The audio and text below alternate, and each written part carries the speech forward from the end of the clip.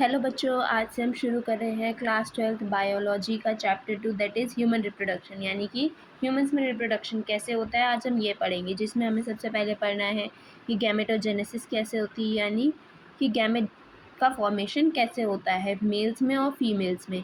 उसके बाद हम पढ़ेंगे गैमेट्स का ट्रांसफ़र कैसे होता है, फिर उसका फ्यूजन कैसे होता है, देन जाइगोट का फॉर्मेशन कैसे होता है। अब जाइगोट बनने के बाद उसका फॉर्मेशन और डेवलपमेंट ब्लास्टोसिस्ट में कैसे होगा, देन ब्लास्टोसिस्ट यूट्राइन वॉल से कैसे अटैच होता है ये भी हमें पढ़ना है। उसके बाद हमें एम्ब्रियोनिक डेवलपमेंट के बारे में पढ़ना है, जिसको हम गेस्टेशन कहते हैं। उसके अलावा हम पार्चुरेशन के बारे में पढ़ेंगे, यानी कि डिलीवरी ऑफ द बेबी के बारे में। तो सबसे पहला टॉपिक जो आज हम शुरू कर रहे हैं वो है द मेल रिप्रोडक्टिव सिस्टम। सबसे पहले समझते हैं कि जो मेल रिप्रोडक्टिव सिस्टम है वो लोकेटेड कहाँ पर होता है। मेल रिप्रोडक्टिव सिस्टम लोकेटेड होता है पेल्विस रीजन में। अब इसके पार्ट्स के बारे में समझते हैं। तो उसके जो पार्ट्स है, सबसे पहले क्या आता है, pair of testis, accessory ducts, glands, उसके अलावा एक्सटर्नल जेनिटेलिया। अब जो टेस्टिस है वो सिचुएटेड होती है एब्डोमिनल कैविटी के बाहर एक पाउच में, जिसको स्क्रोटम कहा जाता है। ऐसा इसलिए होता है सो दैट कि जो स्पर्मेटोजेनेसिस के लिए टेम्परेचर रिक्वायर्ड होता है वो मेंटेन हो सके, which is 2.5 degree lower than the body temperature. अब इसके आगे की बात करें अगर फिजियोलॉजी ऑफ टेस्टिस की, तो ओवल शेप की होती है, लेंथ 4 से 5 सेंटीमीटर होती है, विथ 2 से 3 सेंटीमीटर की होती है। टेस्टिस के अंदर 250 कंपार्टमेंट्स पाए जाते हैं, जिसको हम टेस्टिकुलर लॉब्यूल्स कहते हैं। अब ये इसके एनाटॉमी की अगर बात करें तो हर टेस्टिकुलर लॉब्यूल के अंदर 1 से लेकर 3 हाईली कॉइल्ड सेमिनिफेरस ट्यूब्यूल्स पाए जाते हैं। जैसे कि हमारे इंटेस्टाइन में स्मॉल इंटेस्टाइन हाईली कॉइल्ड होती है, वैसे ही सेमिनिफेरस ट्यूब्यूल्स भी हाईली कॉइल्ड स्ट्रक्चर में पाए जाते हैं। अब इन सेमिनिफेरस ट्यूब्यूल्स के अंदर ही स्पर्म्स का प्रोडक्शन होता है। अब ये सेमिनिफेरस ट्यूब्यूल्स के अंदर 2 टाइप के सेल्स की लाइनिंग पाई जाती है। एक तो हमारा जो मेल जर्म सेल है, जिसको हम स्पर्मेटोगोनिया कहते हैं, और दूसरा है हमारा सर्टोली सेल्स। अब इन सर्टोली सेल्स का काम होता है, जो हमारे मेल जर्म सेल्स बन रहे हैं उनको नरिशमेंट प्रोवाइड करना, न्यूट्रिशन प्रोवाइड करना। इसके अलावा जो इंटरस्टिशियल स्पेस होता है सर्टोली सेल्स और हमारे मेल जर्म सेल्स के अलावा सेमिनिफेरस ट्यूब्यूल्स के बाहर, उसको इंटरस्टिशियल स्पेस कहते हैं। उसमें ब्लड वेसल्स पाई जाती है। उसके अलावा कुछ सेल्स पाई जाती हैं जिसको लेडिक सेल्स कहते हैं। अब इन सेल्स का काम होता है सिंथेसाइज करना, उसके अलावा सिक्रीट करना टेस्टिकुलर हार्मोन्स को, जिनको एंड्रोजन्स कहा जाता है। अब इसके आगे अगर एसेसरी डक्ट्स की बात करें, तो जो एसेसरी डक्ट्स है वो है रेटिटेसिस, वासा एफरेंशिया, एपिडाइडमिस और उसके अलावा वास डिफरेंस। जो सेमनीफेरस ट्यूब्यूल्स थे लॉब्यूल्स में, वो फर्दर कनेक्ट करेंगे रेटिटेसिस से। अब ये रेटिटेसिस ओपन होती है जाके वासा एफरेंशिया में। ये वासा एफरेंशिया लीव करती है टेस्टिस से और ओपन होगी जाके एपिडाइडमिस में। ये एपिडाइडमिस प्रोसीरियर सरफेस में पाई जाती है टेस्टिस के, और ये लीड करती है वास डिफरेंस की तरफ। ये वास डिफरेंस फर्दर एक डक्ट से कनेक्ट होती है, जो कि आ रही होती है सेमिनल वेसिकल से, और फॉर्मेशन करती है इजैक्यूलेटरी डक्ट का, जो ओपन होती है जाके यूरेथ्रा में। अब यूरेथ्रा का एक और काम होता है स्टोरेज करना और ट्रांसपोर्टेशन करना स्पर्म्स का। अब ये यूरेथ्रा ओरिजिनेट होता है यूरिनरी ब्लैडर से, और इसकी एक्सटर्नल ओपनिंग को यूरेथ्रल मीटस कहते हैं। अब जो मेल एक्सटर्नल जेनिटेलिया है उसको पेनिस कहा जाता है। इसके अंदर स्पेशल टाइप ऑफ टिश्यूज़ पाए जाते हैं। And large end of penis को ग्लैंस पेनिस कहते हैं। उसके अलावा जो लूज फोल्ड ऑफ स्किन पाई जाती है उसको फोर स्किन कहा जाता है। मेल एसेसरी ग्लैंड्स की अगर बात करें तो उसमें सेमिनल वेसिकल्स आती है, प्रोस्टेट ग्लैंड आती है, उसके अलावा पेयर ऑफ बल्बोयूरेथ्रल ग्लैंड्स आता है। इनके जो सिक्रीशंस हैं वो फॉर्मेशन करते हैं किसका, सेमिनल प्लाज्मा का, जो कि रिच होता है फ्रक्टोज में, कैल्शियम में, उसके अलावा सर्टेन एंजाइम्स में। इस प्लाज्मा का काम होता है मूवमेंट प्रोवाइड करना, एक ऐसा एनवायरनमेंट प्रोवाइड करना स्पर्म्स को, सो दैट वो ईजिली मूव करके फ्यूज़ कर सके जाके ओवम के साथ। अब जो एक सिक्रीशन है जो बल्बोयूरेथ्रल ग्लैंड से आता है, उसका एक और काम होता है लुब्रिकेशन ऑफ पेनिस।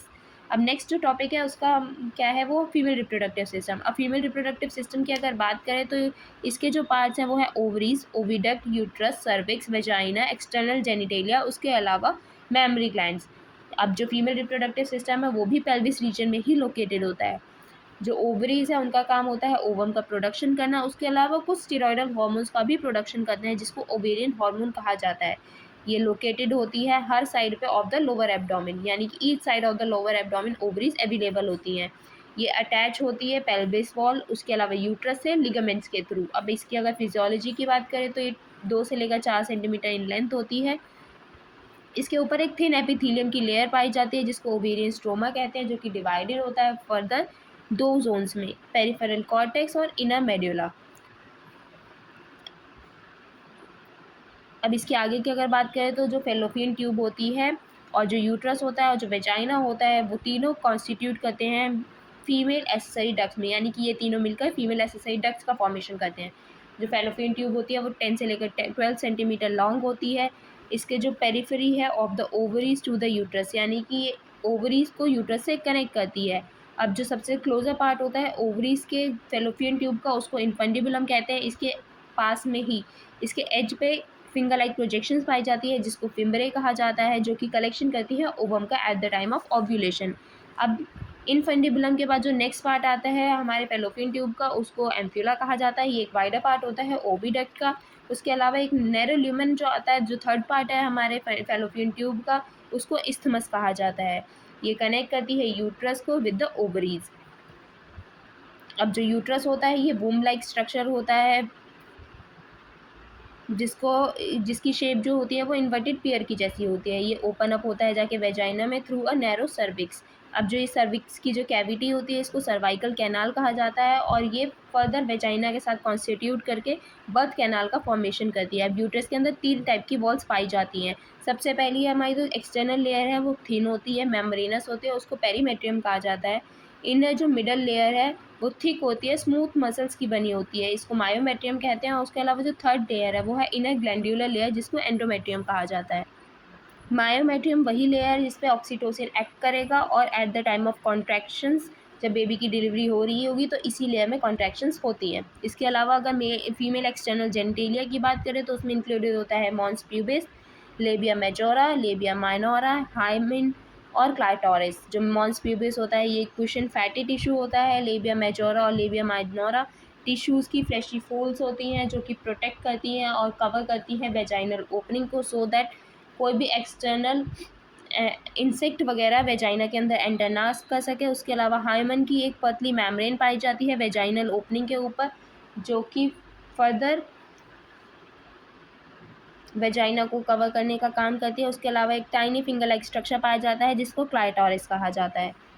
अब इसके आगे एक मेमरी ग्लैंड की बात करें तो मेमरी ग्लैंड एक ग्लैंड्यूलर टिश्यूज़ होते हैं। उसके अलावा वेरियल अमाउंट ऑफ फैट्स पाया जाता है, यानी कि जो मेमरी ग्लैंड है उसके अंदर जिसको हम ब्रेस्ट कहते हैं वो ग्लैंड्यूलर टिश्यूज़ की बनी होती है। उसके अलावा वेरिएबल अमाउंट ऑफ फैट्स उसके अंदर पाया जाता है। अब ये जो ग्लैंड्यूलर टिश्यूज़ हैं ये फर्दर डिवाइड होते हैं 15 से 20 मेमरी लोब्यूल्स में जो कंटेन करते हैं क्लस्टर ऑफ सेल्स। इसके अंदर काफ़ी सारे सेल्स का क्लस्टर पाया जाता है जिसको एल्वियोली कहते हैं। यही एल्वियोली की जो सेल्स हैं ये सिक्रीट करते हैं मिल्क को। अब ये एल्वियोली की जो ओपनिंग है वो होती है हमारी मेमरी ट्यूब्यूल्स में। ये मेमरी ट्यूब्यूल्स फर्दर ओपन होते हैं जाके मेमरी डक्ट में। मेमरी डक्ट ओपन होती है मेमरी एम्प्यूल में और ये मेमरी एम्प्यूल कनेक्ट करके बनाते हैं लेक्टिफेरस डक्ट जो कि ओपन होती है जाके निपल्स में। आई होप आप लोगों को ये सब समझ आया। और अभी तक हमने structure of male reproductive system, उसके अलावा फीमेल रिप्रोडक्टिव सिस्टम और मेमरी ग्लैंड्स का स्ट्रक्चर पढ़ लिया है। तो आप लोगों को अगर ये सब समझ आया हो तो do let me know in the comment section and do like share and subscribe to the channel so that कि नेक्स्ट जो भी वीडियो आएगी वो आपको टाइमली मिल सके।